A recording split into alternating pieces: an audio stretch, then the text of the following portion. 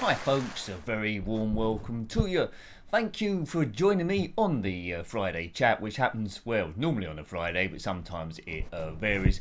We're in the new camera, but we're not outside again because it was tipping with rain, so I couldn't get out there because, water on the camera and that sort of thing. But anyway, it's been delayed again, but eventually we will get out there. Hopefully, I'm sure. Now, once again, your setup's only good as your weakest link. I use all my funds with the camera there, so the lighting is the poorest thing. So apologies if the lighting is a bit bad. I'm still messing with the settings, but in the coming weeks or months that will get better as well. So it's all about gradual movement. We're in high res 1080p, so it's getting gradually better in that sort of instance. But anyway, hope you've enjoyed the videos going up this week. We did a live stream on the Tuesday as well, which hopefully you got a chance to see. I've got a light here and a light here, so where I put that, it dims the light. Anyway, I need what's those boxes? Anyway, soft lamps, soft boxes, I think they're called. I need some of them. But yes, so where shall I start this time? We'll have a recap. We have a recap on the videos we've looked at this time around. So first of all, ZX Spectrum time, we had a look at Adidas Championship Football. That was on the ZX Spectrum, of course, a couple of them last Saturday. And yeah, it was Adidas Championship Football. It's a football game's always going to be a little bit tough on the ZX Spectrum for them to actually do. This is no different. It really struggled to actually perform there. A lot of characters to move at the same screen. They didn't do a bad job. I think it's based loosely on the Football Italia 1990. It's one to avoid unless you're really into like your football style games. What next? We looked at also Black Lamp. It's a platformer, which I need to look on the Commodore Amiga as well. But you take the role as a jester. It's a platformer game. The enemies keep regeneration and coming at you. There's some great dragons in this, but the game's a little bit dull. You have to collect 9 lamps, I think, and return them to a central base. So it's interesting to see, but I don't think many people would have had this game back in the day. Also as well, reviewed games, we did one of those. Reviewed games 851 through to 900. So slowly getting towards 1,000 games. It's going to be a mighty great day when that actually happens. So, it will happen at some point. We tend to do about 3 ZX Spectrum games a week. So 50 weeks, 150. So we might very well hit it this year in 2022. On the Commodore Amiga, we looked at a hack and slash game, quite a basic one from Poland. It's become a bit of a guilty pleasure of mine, this game. It's not the greatest game in the world. It's been put together just by a few people, but I think it's brilliant. It's Doman. It's a hack and slash game, as I say, in the sort of style of Golden Axe, but without the finesse. There's really a load of gore in this game. There's a bit of strawberry jam about the place. I couldn't really read what was going on at certain points because it is in Polish, and I don't speak Polish from my ignorance. The game's been put together with a lot of loving care. So check that one out. Doman, you might not have heard of that one. A choice of any one of 2 characters. They're overgrown with muscles. But yeah, slash people and get to the next stage. The only other game, we looked at 2 other games actually. On the Sega Mega Drive or Genesis, because we alternate between that and the Atari 2600. We looked at the Jungle Book.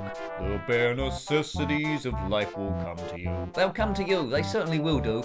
King of the Swingers. It's a platformer game. It's fairly okay. The recording messed up a little bit during that in terms of the graphic rendition, which can happen in emulation.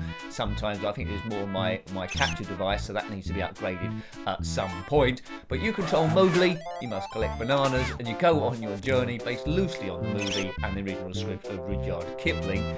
I like Disney games such as World Illusion and Aladdin. I don't think this is quite as good as those 2, but it's okay. I would have been disappointed with that game if I had it back in the day. And the only other game we looked at, we do about 6 weeks, was RoboCop on the Commodore 64. Platformer game. Now this is a bit messed up, this game. It's a bit different to the other versions. I'm told that on one of the levels, one of the early levels, like second level or something like that, they made the timing almost impossible, Ocean, to actually complete the game. because further levels were a bit mashed up and the graphics glitched, and they didn't want people to reach that. Whether that's true, I don't know. Ocean might have their own story about it, but yes, it wasn't particularly clever. Very, very difficult game. I do like Robocop. I would have liked the Robocop music playing throughout this. There is a soundtrack that isn't bad, but it just isn't Robocop. Yes. So I hope you've had a good week, everyone. Hope stress hasn't got you down. As I say, the live streams are there to try and pick you up for a couple of hours. I want to do a few more of those as we go through. Got a few things I need to talk about, which I've got on my notes here. I've already covered the lighting. That's gradually going to improve, so you don't need to go about that. I'm an amateur photographer, so I don't know too much about aperture and ISO settings. So I just go on the ones that are recommended to me, but that's something I'll gradually get the knowledge with as well. So don't go into big long details of paragraphs and paragraphs about camera settings, because it's not that kind of a channel. I just get gradually better and as we go on there. Yeah, do apologise about the weather. It is pretty grim out there at the moment. Couldn't really bring the camera out there, but I've got a gimbal which I can screw into the bottom, which hopefully makes it a bit more steady. Members would have seen I did an outside test video last time with an external mic on the top, learned a few things there. It didn't look too bad, but I'm really looking forward to doing a Friday walk chat in the original destination with the red bag, catching up on that, and also maybe I've got another destination as well we can potentially look at as well. Okay, so yeah. Things have been going not too bad. There's a few stories I always like to cover on the channel that you might have seen or missed. Bit amusing stories there. The first one I will sort of cover, because this sort of shocked me really. We're in a sort of situation where in cars, we're going forward, you're looking at the Google cars and Tesla are gradually learning, so you have well, driverless cars as you're going around, and because of that it's trying to increase safety, because it hasn't got the human element in there to go forward. Now whether that's going to be better or worse, I don't know. It's trying to cut congestion, and it's, as I say, it's trying to take away the human element of error. Now humans have to do a driving test in order to be able to drive a car. It's very important that you know the basics, you know the highway code, and this takes me to a story here. There's a pensioner who's 84 years old, so obviously he's been driving all his life. He was pulled over by the police for sort of I think it's erratic driving or doing something weird, and it turns out, get this, he'd been driving for 72 years without a licence. What, 72? He admitted this, 72 years, so he's 84 now, so he started driving when he was 12. He's finally stopped outside, I think, a Tesco's fuel station. In that time, he says he's never had an accident, although he did bash into a cow once, but that weren't his fault. The cow jumped out in front of him. Well, that's, I don't know. I hope the cow was insured and paid for the cow insurance. 72 years. I mean, that is a big risk, isn't it? I bet he had some near scrapes and so forth there. So what do you want to do? Take a Google driverless car or Tesla driverless car, or drive this 84-year-old who's never had a driving test in his life? I presume he knows which way the brakes work and stuff. I haven't personally. I never really, although I like driving racing games, I never really liked driving that much. And although I have passed my driving test, I did that first time round. I haven't driven for maybe about 15 years. But if I got back in the car, I think I'd be okay. But you never know. I might not be as good as this 84-year-old with his driving there. So, you know, what do you think about that? You know, what do you think about that? Do. These lights need to be a bit higher, because it's probably flickering like mad. This. Look at that shadow. It's probably flickering like mad. Anyway, I'll gradually get the hang of the thing.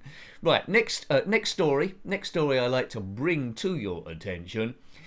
I used to sell stuff years ago. I had a business selling stuff on eBay. It never made any money, and it's like really struggled and had to give up. But the main thing that got me really was there was a change in the post office, how they I had to pay for post. So instead of the weight, it was based on size as well, and that pretty much done me in. But what also done me in is the casual fraud that was going about, where people would pretend that they hadn't received the item, buyer remorse it's called, and instead of just saying I'm unhappy with this, can I return it, they would say they haven't received it in the first place or lodge a claim to try and get their money back. Now some would have been true, but in the end I had to send things by recorded delivery, and that added to the cost, and that put me out of business as well because I couldn't make ends meet. So that was the end of that avenue, and that was long before YouTube happened as an idea. So small businesses are always under the cosh for this sort of thing, so they build it into their prices. That's why you have to pay higher prices for goods than you probably would do, and that goes for supermarkets as well, shoplifters and all that sort of stuff. So I don't like it when people get called out for doing obvious fraud. Now this takes me to the story about this woman who tried to get away with fraud but was caught. Now there's a jewellery company called Trezor, which I believe is an arm of Alan Sugar's business. A woman ordered a signet ring to the value of about £26. It wasn't a big value. They duly sent it, and then the woman complained, the customer complained that the ring hadn't arrived. All she received was an empty box. Now Trezor believed it was a bit unusual because they're small deliveries, just an individual ring. They take care to put it within the packaging and so forth, and they can't really understand how the ring would have got out unless someone deliberately cut a hole in it, theft in transit, to get hold of it. So as a part of their ongoing thing, they trusted the woman initially. They said, all right, okay, please can you send us a photo of the packaging in prior to issuing a refund or sending out a replacement ring. Now I'll try and put a picture up if I can find one, but the woman duly did so. This video has now gone viral on TikTok. The woman duly did so with a picture of her hand pointing to the packaging, but on her hand was the actual signet ring. So she had received it. She'd received the ring, she put it on her finger, she pretended she hadn't received the ring, she complained, she took pictures of the packaging but with her finger wearing the ring. Stupidity. Now the company Trezor knew it was their ring because it's an individual one that they only design. No one else sells that. They put a video on TikTok of it and it's since gone viral.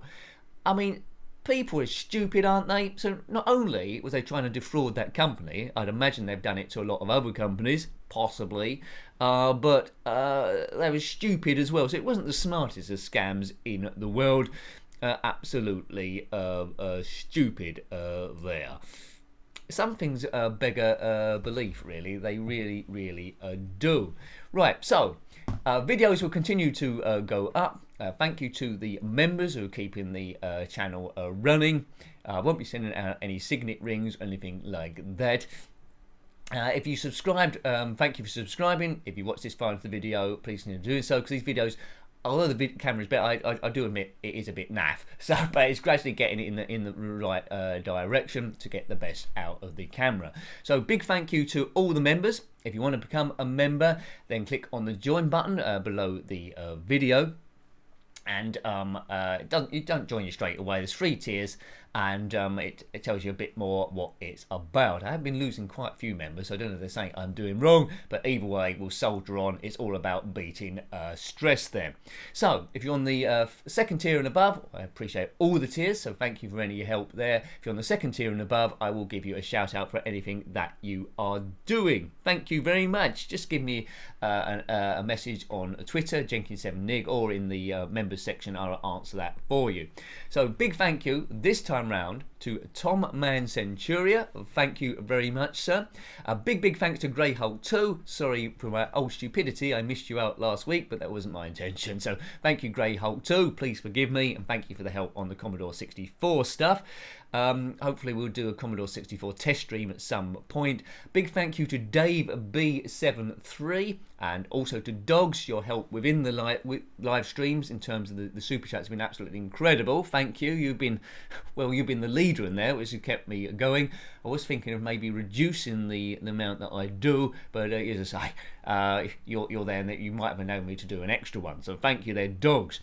Big thank you to Obed Brinkman. Thank you for your support, sir. You're a top man. And Pete James as well. Jason Arnott's Terrifying House of Obsession, the greatest name for any YouTube channel. He's been doing some Doctor Who videos of recent, so check that channel out too. Thank you to GTB Films. And also to N. Barrett. Thank you, sir, for your recommendations there. I know Robocop was one of yours, so thank you for that. Big thank you to Ratty. and Malad1. Big thanks to Rzone1255. Thank you, everyone. And also Alf Fairweather. Thank you, Alf, and your cat Poppy. Hope all is good. Toke Marder, thank you. And Nikki S. Thanks, everyone. And also Claire Johnson. You've been here a long time. I do have people that flit in and flit out. So anyone that's been here a long time, huge thanks to you. It does stable the ship somewhat when I plan what to upgrade next. So year 2022 is going to be a year of upgrades. Thank you to What Host Snookers. Thank you there. Active on Twitch. Does a lot of cosplay stuff. Well worth checking out. I think I'm going through one of those eras at the moment on the channel where you'd look back and think, I can't believe how far you've come in sort of like a year. But anyway, thank you to John Roby, Jeffrey Searby, and also thank you to Steve Norman. Now, I've got a shout out to Steve Norman. Steve runs the blog, of course, RETROARCADIA.BLOG. That's RETROARCADIA.BLOG, so have a look at that. This week, it's very active, this site, but this week he's looked at Feud on the ZX Spectrum. It's a game that we've reviewed a while ago back on that system, where it's you as a wizard versus another wizard to destroy the other one by going around a map, collecting items, ingredients to create different potions. It's a real nice game, a classic on the ZX Spectrum. Not quite as good in the Commodore Amiga because it lost the 8 direction, but see what Steve thinks about the game. He also looked at Re-Exevious on the PC, which I might have a look at some point as well, by Ross Bossy, a vertical scrolling shooter, which I have a talk about a bit further in a moment there. And as usual, each week Steve has a look at games that he's played in that week, games he's played, which is always interesting to see what games he's been looking at there. So have a look at RetroArcadia.blog, a real good wealth of stuff there going on, so have a look at that too. Now I've changed a setting on this camera, so the lighting might be going on and off. I changed it from auto, and I think I should have moved that anyway because I thought I was going out. Nincompoopin! I'll gradually get it. So this video might be worse than the one last week. Put it on auto, Nick. Put it on auto. Right. Yes. Thank you to Steve Norman. Yes. Big thank you to Lemmy Barnett and Steve Q as well. Thank you, Steve. Phil Hill. Thanks, people. And also Chono Baggy. Chono Baggy's got an Instagram site which he puts photos of his cosplay and stuff. It's instagram.com/ChonoBaggy. That's instagram.com/ChonoBaggy. And I was looking through his pictures the other day, and I really liked, there's a Mandalorian costume he's done called the Crimson Mandalorian. Have a look at that. I think that's awesome. He's got lots of Star Wars sort of like stuff on there, and it's sort of film quality, but this character he's created, the Crimson Mandalorian, I think is awesome. So have a look at that. Instagram.com/ChonoBaggy. If you're on Instagram, follow him, like that Crimson Mandalorian and any other pictures too, because it's top quality. Well done, Chono Baggy. Excellent stuff. Who else? Oh yeah, big thank you to Jason Holmes as well. Thank you, Jason. And that just leaves me to say a huge thank you to people on the top tier. Top tier people, I think you are absolutely brilliant. If we had 100 people like you, I'd be full-time straight away. But we got 6, that's not bad. So big thank you to Rossi Bossy. Rossi's got his site, of course, rossbossy.itch.io. He's a game developer, so rossbossy.itch.io. Game Re-Exevious, been reviewed on RetroArcadia.blog, Steve Northern's one. And yeah, have a look at this. Lots of games to download there as he slowly works on Super 3D Pixel Grand Prix, which I do the voice work for. But Re-Exevious, you can download that for free. A vertical scrolling shooter. Hopefully I'll review that maybe in a couple of weeks' time. It looks quite tricky, but you know, aren't always the best games as you try and learn to master them. So rossbossy.itch.io. Also got Nifty Lifty 2 on there, and Re-Enduro too. So Re-Exevious is a pays homage to the original Exevious game, if you're familiar with that. Well done, Ross. I like everything you do. If you want me to do any other voiceover work, I am available. A big thank you to Colin Hode. Thanks, buddy. You keep my spirits up, as does Martin R. Thank you, everyone here. Richard Mitten, great guy from the States. I know you're always about 5 or 6 hours behind, but you still managed to catch some of the live stream as well, which is incredible. So thank you. A massive thank you to Tom and my friend Graham Vevke in Australia. Thank you, everyone. So, you know, we did a summary of the games. We talked about the dodgy lighting and ways I can improve it. Games to review this week. The pensioner who's 84, who hasn't driven for 72 years without a licence. I don't know what they're going to do. They can't take away his licence. He's had no insurance either, which is a bit dodgy, so he's saved a bit of money there. I wonder if his car's taxed. No, probably not. And also that scam woman who got found out with her ring taking pictures. Actually, that reminds me as well, just going on a story on that, I once had, on my eBay business, I once sold a garden gnome where basically it was voice activated, so when you go past it, it did a wolf whistle. Anyway, I sent one of those to someone, and they said it's been damaged, and they sent me a picture, and the thing was cut in half. I thought, that's a bit weird. How could that happen? Because it's one bit of plastic. That's impossible for that to happen. Anyway, get some better judgment. I sent them another one. And they contacted me, so the same thing's happened again. I thought, this is a bit weird. I said, send me a detailed picture of the damage, a bit like that signet ring woman. And they sent me a picture, this gnome perfectly cut in half, and in the picture was a carving knife next to it. I never answered it, and that was the end of that. Aren't people stupid?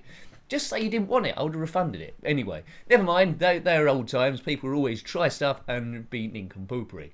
So thank you for watching the video this week. Hopefully we'll be outside next week and the weather will be a little bit better, so we can do outside. I think the camera might be on outside settings from last time. I think that could be the problem. So thank you very much for watching it. Thank you to the members who know what videos are going up in the following week. On Saturday there'll be a couple of ZX Spectrum runs, and then on, I think, Sunday, an Amiga and something else. I can't remember if it's Mega Drive or Atari 2600.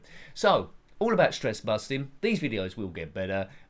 It's a slow route, but you know, next month when my credit card recycles again, I can try and get something else. But this time this last one I got a camera, external mic. I think that was it, really, wasn't it? I need a new mic stand. Anyway, thank you for your help. Have a fantastic weekend. Until next time, take great care of yourself, and a very fond goodbye. Bye, folks. Goodbye. Goodbye, E. And Jenkin.